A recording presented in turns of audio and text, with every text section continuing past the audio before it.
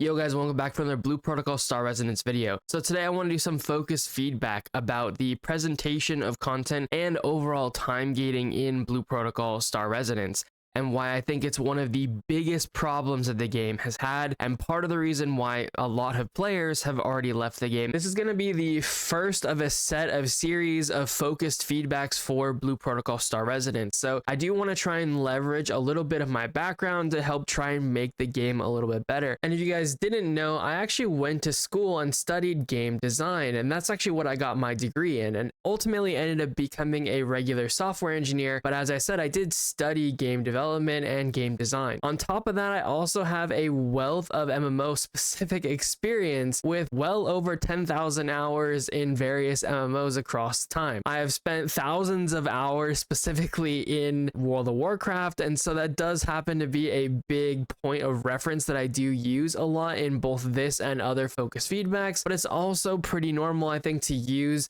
as a pretty important staple to the genre, being that it's the most successful and most well-known MMO probably of all time. So if we can talk about what we see as players in the game and people who are playing it on a pretty regular basis, and we can talk about that more openly, then the devs can take that feedback and they can interpret it and do their job and try and make the game better for everyone involved. And hopefully that will help bring more players back to the game who might have left in the past. So first things first, what are they doing? How are they presenting the content? And why is it an issue? To get into that, first, let's talk about how they're actually doing it. So what they're doing is they're essentially making each season in Blue Protocol Star Resonance into 3 tiers. And in those tiers, we have 3 different sets of gear. Your gear gets soft reset every single time you go into a different tier. And realistically, the gear from the previous tier isn't needed to go into the next tier. So in the current season 2 that we have, we started out with 120 gear, and then we got 140 gear. And then eventually we're going to get 160 gear. And as I said, there's no need for good 120 gear in order to earn or obtain the 140 gear, and vice versa. You're not going to need good 140 gear to get 160 gear. And I want to talk about, again, why that's an issue and how they kind of probably got to there. So the reason why it's ultimately an issue is because it kind of means nothing that you did before really matters. So in each season, you're going to have 2 sets of tiers that kind of give players a why bother scenario. And then also, I'm sure you can just talk to a lot of people in the game, ask them, are they min-maxing their purple lines at 120 or at 140 gear? Or if you're still in season 1 on the SEA servers, are they min-maxing their purple lines at level 40 or level 60 gear? And for some people, they are. But for a lot of people, you're going to get the why bother answer. You can go back and check the comments on my video, and you see this too when I first started talking about using mastery score to judge how good somebody is instead of just ability score. Those same comments kept popping up. Well, why bother raising mastery score? Why bother getting the good gear now when it's just going to be reset in a few weeks? And you know, personally, I find myself falling into that more and more as the season goes on, because they actually time it even worse in season 2 than in season 1. So in season 1, they gave us normal and hard mode raids at the same time, and so without the good level 40 gear, you probably weren't going to be jumping into those hard mode raids without getting a decent amount of level 60 gear first. But a lot of us did. We jumped straight from level 40 gear into doing normal and hard is corgi, and so that at least provided some amount of, you know, necessary feeling for min-maxing your purple lines and just obtaining the right gear. And then we get to season 2, and what they've actually done is they've spread out the normal and hard release of the raid even further. So now we have 1 week of 1 easy raid, and then we get another easy raid and another easy raid, and then after that, after 3 weeks of easy raids, then we're going to be starting to jump into the hard version of the same raids that we're already doing. But we're going to know most of the mechanics, and after that, we're going to have a lot more gear. So I think it's really not going to be as challenging when we end up doing that hard mode as it was in season 1. I think it just can't be, right? Because we have the gear now that we're supposed to have in order to do these activities. So unless they're really, really fine-tuned, they're not going to be much of an issue. If you guys are enjoying the video, leave a like down below. comment down below if you guys have any questions or anything. Subscribe to the channel if you guys want to see more stuff like this. And don't forget that I still am part of the Support a Creator program with the Blue Protocol Star Resonance team. So if you guys buy Rose Orbs online through their website, link down in the description below as well, you can just add my creator name, just my gamer tag Zarnessen over there, just like you guys see on the image included, and that will help support me as well. Thank you guys so much. I greatly appreciate it. And back to the video. I don't know if you guys are seeing how fast some of these groups are pushing through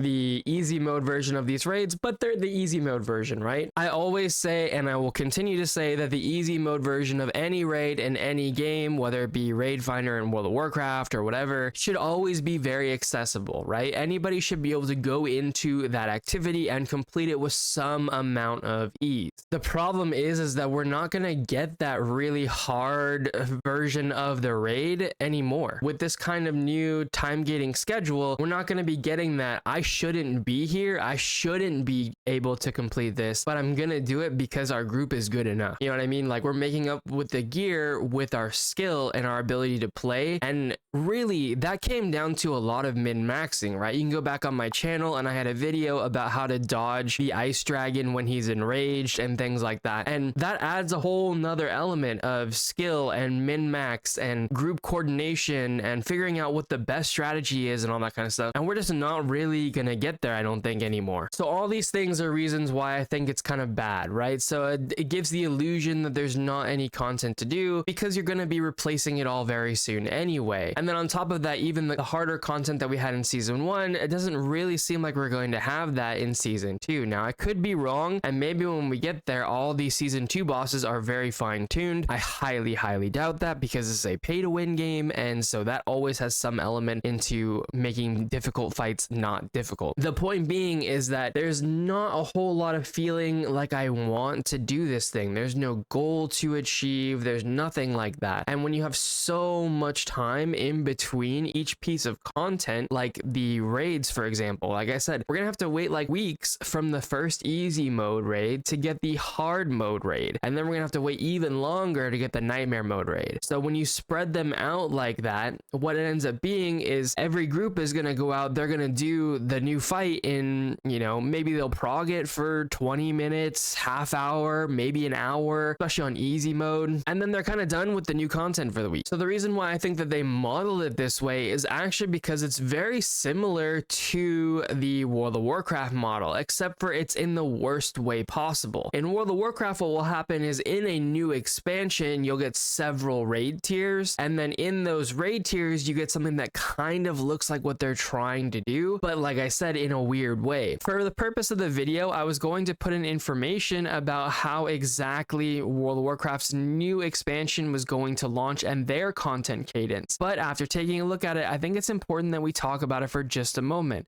So on March 2nd, they're going to get all of the normal mode difficulties of all the dungeons, as well as other single to low party number activities on all tiers. Think of those as equivalent to somewhat would be normal dungeons for Blue Protocol Star Resonance. And then 2 weeks later, they're going to get access to not one raid, but 2 raids on normal and heroic difficulty. So think of that as our normal and hard difficulties for our raids, as well as some raid finder versions of those raids as well, allowing even easier access for lower skilled players. On top of that, they also get access to all of the heroic and mythic 0 dungeons.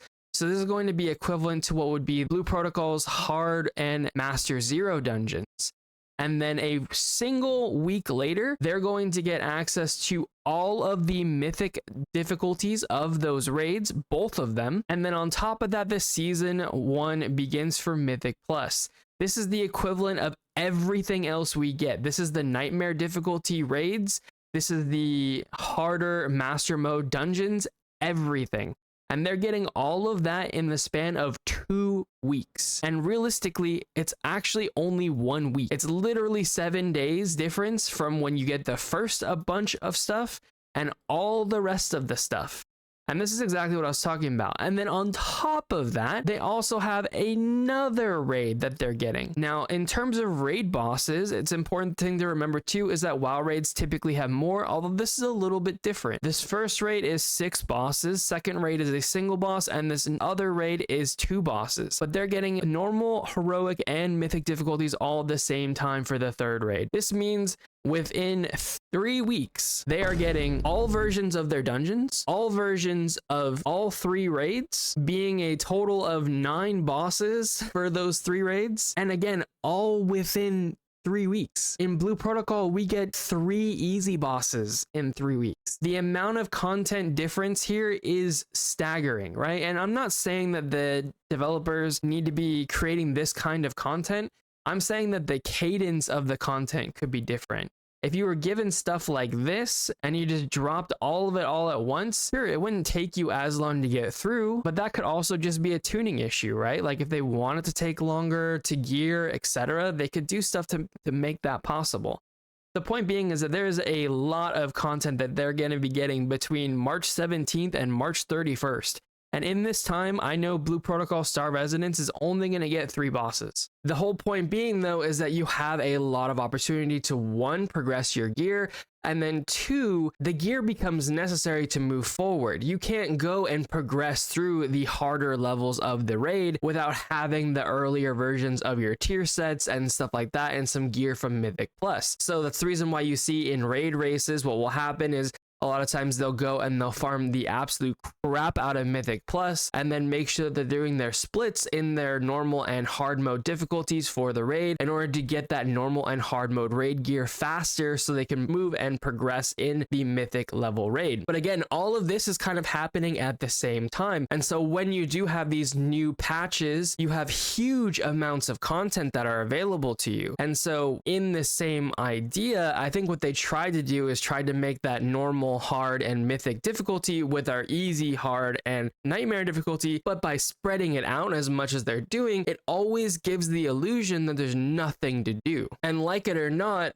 players are familiar with these other titles that I'm talking about. It's not just me that's played World of Warcraft. Plenty of people on here are going to have played other MMOs. And while Blue Protocol Star Resonance might be some people's first MMO, for a lot of players that's not going to be the case. And so they are going to be more familiar with these kind of patch cycles. The issue being, like I said, is the presentation and the timeline.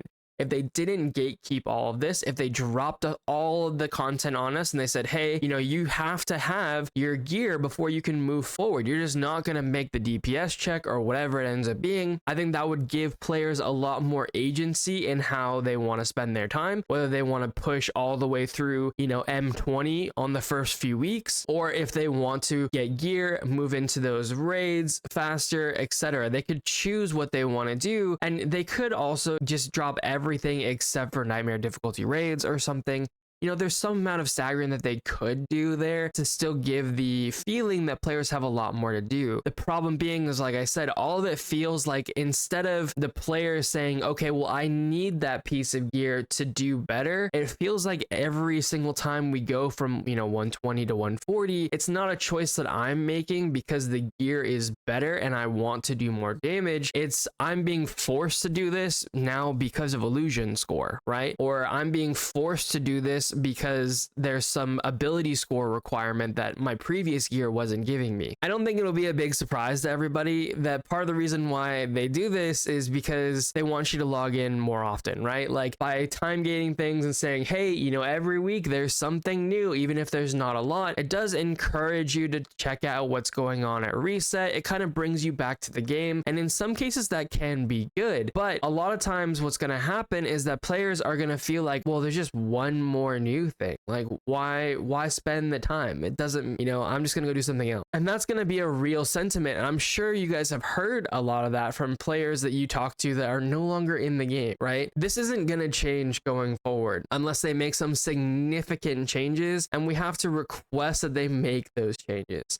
So that's part of the reason why I wanted to make this video, is that way everyone's aware of what's happening and we can talk about it in a meaningful way and hopefully get the developers to change the way that they're going about things. Now, I don't know if they ultimately chose this kind of content cadence because that's better for Chinese players. Whatever the case may be, I don't really know. But I do know they kind of took that same content cadence from like World of Warcraft and then they shrunk it, but still tried to fit a decent amount of time. So there's still like several months in this time frame, but they're trying to fill it with a smaller amount of content, and that just ultimately isn't gonna work, and it's just not gonna feel very good for the players that play the game. Now, like I said, in other cultures maybe that actually does work, but at least for the Western version of the game, this is definitely not ideal, and why a lot of players that do play Star Resonance are probably going to leave the game now or in the future and go to a game that has more content. And ultimately, it's not necessarily that it has more content, it might just be that the pacing feels better,